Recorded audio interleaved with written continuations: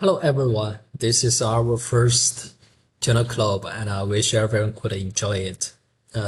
Recently, Professor Zhang shared this very interesting paper and I thought it would be a great opportunity for us to go through it together.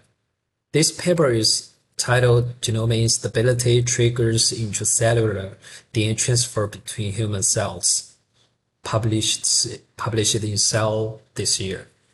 And we all know that intracellular cargo transport is actually quite common, like mitochondrial proteins and RNA can all be transferred between cells. Nuclear DNA, however, has long been considered an exception. The authors demonstrate that when mitotic errors DNA damage occur, DNA fragments that leak out the nucleus and can be directly transferred between cells through nanotube-like connections. Even more strikingly, once transferred, those DNA fragments are not degraded. They are transcribed, expressed, and can even confer new phenotype. Okay, now let's dive into the data. First, the authors use CNPE and MPS1 inhibitors to induce mitotic errors, thereby increasing the production of cytoplasmic DNA fragments. And this cytoskeleton was also added to inhibit cell migration, allowing more stable observation of nanotube-mediated DNA transfer. Now here we can see that SRR labeled DNA formate micronuclear and transfer it to another cell. Moreover, those transfer events were significantly increased upon CNPE and MPS1 inhibitors treatment. But as you may ask, SIR labeled DNA stand or double-strand DNA, including mitochondrial DNA. So to rule that out, the author used a cleaner approach. Here, they used histone H2B as a nuclear specific marker. H2B is only found in the nuclear, not in mitochondria, so it let them pierce nuclear DNA clean. They fused H2B with M-cherry or GFP, put them into two groups of RPE1 cells, mix them and add the drugs. On treatment, they clearly saw this micronuclear moving between different color cells. And see that green micronuclear transferred to the red one. And this is not just in RPE1 cells. They also see the same thing in RPTEC cells, RPT cells from the kidney, RP1 from the retina, both are epithelial, but from different tissues. So this suggests that the transfer through nanotubes is not some rarity. It's fairly common thing in epithelial cells. To see cell boundaries and confirm those transfer go through nanotubes, the author used CAX hollow, a membrane marker. It labeled the cell line and the nanotubes. The video clearly shows the micronuclei moving from those tubes. You see the red micronuclei here, and gradually transfer it to the green one. I don't know if you have discovered another interesting thing here. Here you can see some microsome here, and you can see this. The cell migration from here, migration and leave some microsomes and some and another cell come back and eat them. I guess eat them. There's nothing to do with the study. I just found it very interesting. Okay. Next, to test whether this transfer is general response, the authors use different way to trigger genomic instability, including mitotic errors and DNA damage. We won't go into each one in detail here. The author found that both mitotic errors and DNA damage trigger nanotube-mediated DNA transfer between cells. Let's see this. To quantify those transfer events, the author used Z01, a tied junction marker to define cell boundaries. This let them score mismatched H2B signals between the nuclear and the cytoplasmic micronuclei. They found that about 1 to 4% of micronuclei should mismatched H2B signals. And this is actually underestimated because some color transfers like red to red, green to green are invisible in this assay. Next, does this also happen in other cell types, not just somatic cells? So they look into iPSCs labeled with different colors, and indeed they observe the same thing. But here is the interesting thing. They don't even need to add any drugs to induce it. It happens spontaneously. Surprising, the frequency was about 9.2%, which is higher. The authors suggest that this might because iPSCs are routinely cultured with ROCK inhibitors. Those are known to promote nanotube formation, so they might enhance the transfer as well. Now the authors ask, does the transfer DNA actually enter the recipient cell cytoplasm? And can we trace it with something more specifically? So they designed a Y chromosome tracing system. They engineered female RPE1 cells to express a D-Cas9 tag GFP reporter, along with a guided RNA that targets the DYZ1 repeats on the Y chromosomes. Since female cells doesn't have a Y chromosomes, any GFP signal would tell them there is a Y DNA just come in. Then they co-culture those female reporter cells with male cells labeled with H2BM cherry and induced Y chromosome segregation to generate micronuclei containing Y DNA. And sure enough, they saw GFP punctum inside a nanotube sitting right on the top of H2B cherry and the DNA signals. That punctum is the Y chromosomes DNA traveling from the male donor into the female recipient. To make sure this GFP signal is real and not background noise, they did a line scan analysis across the nanotube, and the GFP intensity gave a sharp peak that perfectly overlaps with the H2BM cherry and dead peaks. So this confirmed that the transferred material is indeed bona fide Y chromosome derived DNA.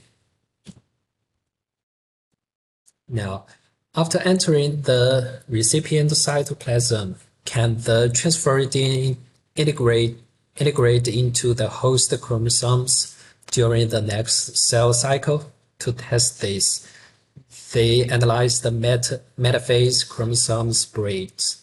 If a green labeled chromosome appeared on the red labeled metaphase plate, it would indicate that transferred DNA has integrated into the recipient cell genome.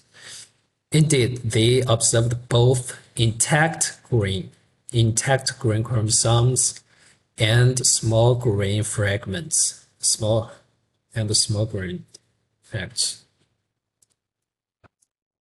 Quantification across 3,870 metaphase spreads reveal the frequency of approximately 0.88%.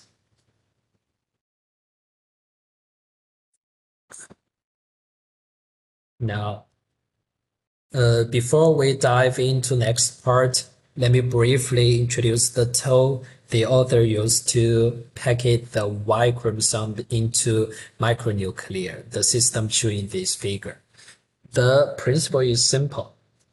The centromere, you see, the centromere is the handle where spindle fibers attach during cell division. The first step in building this handle is a protein called CENPA. The Y chromosome has a unique feature. It naturally lacks the CENPB, where all other chromosomes have it. So when the normal CNPA, when the normal A is missed, when the normal is replaced by a mutant one, it cannot recruit CNPC.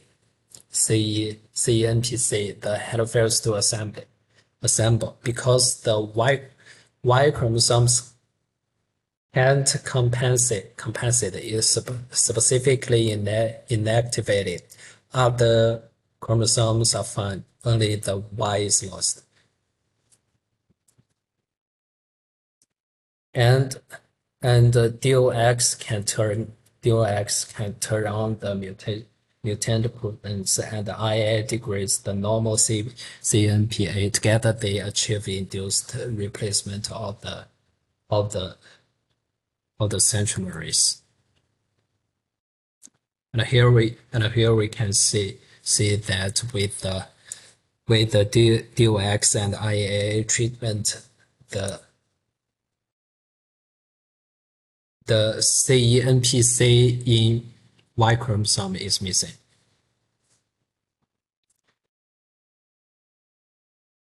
Now the authors apply it to answer the key question: is the transferred DNA functional? The design is elegant. Donor cells are male DLD1. The Y chromosome carries new R. The Y chromosome carries R, which is G418 resistance and the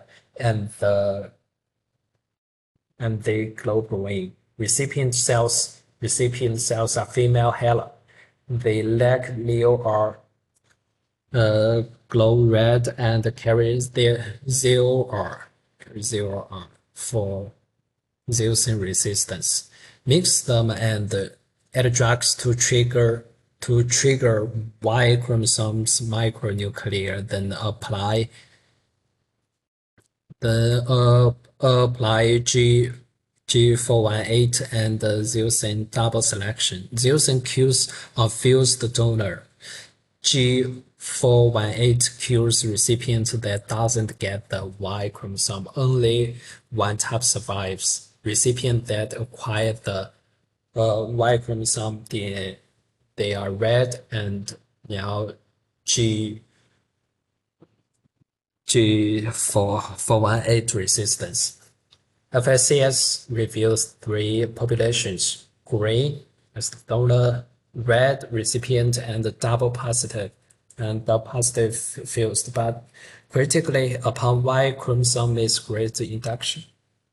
segregation induction, the red-only population increased 55 folds, and specifically to rule out the fission, they count chromosomes. Fission would give the sum of the donor and the recipient chromosomes, but a subset of red-only cells had the parent recipient chromosomes number. No fusion, just DNA transfer. So at this point, the authors have proven by survival selection, the transferred DNA's function, it confers drug resistance to recipient cells. We just showed that the chromosome content revealed two subpopulations which within the red-only cells, one with the parental chromosome number around 70, the candidate transferred cells, and another with the double chromosome counts around 140. The few cells that have a lost green fluorescence which were excluded. Now the question is, do those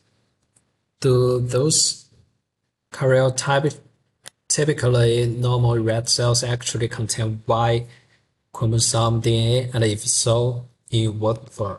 To answer this, the authors performed DNA fission on the cryotypically normal red cells, showing this figure. They use two probes. One is red probe designed to target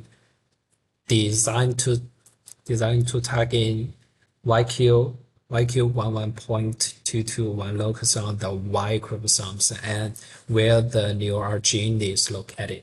The other is a green Y chromosome dependent probe that labels the entire Y chromosome. The result is clear. They observed a red punctum standing alone, not associated with any chromosome. That is extra chromosomal DNA. This red punctum represents the YQ112.221 fragments, the piece carrying neuron. Importantly, they didn't see a green pant intact Y chromosome. This means the cell contains no intact Y chromosome, only a small Y-derived DNA fragment. This is key evidence for DNA transfer. If it were cell fusion, we would see an intact green Y chromosome, but here we only see a solitary red punctum, confirming that only a Y chromosome fragment, not the entire Y was transferred. Next, the author asked, is this ecDNA functional? Is it actually transferred to text space? They performed single-cell RNA sequencing on the solid red-only cells. Here we can see UMAP clustering of the red-only cells revealed 4 clusters. The most important one is the class 2. And here it shows the expression of specific gene across those clusters. What they found in cluster 2? First, those cells expressed mChR expected since they are recipient cells. They also expressed neu-R and UTR, both located near the YQ11.221 locus. This means the transferred Y fragment is actively transcribed into mRNA. But more importantly, those cells do not express the mNeograin, the donor cell markers. Not do they express the donor-specific autosomal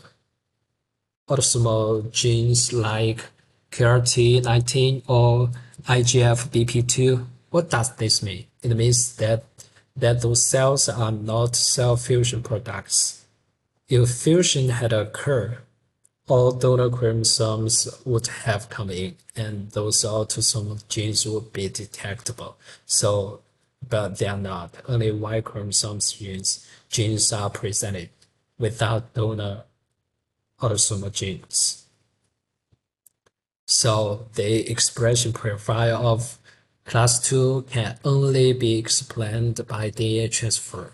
The donor cells send only Y chromosome fragments without any other chromosomes. These fragments enter the recipient was transcribed, expressed, and confer G418 resistance. So to sum up, first,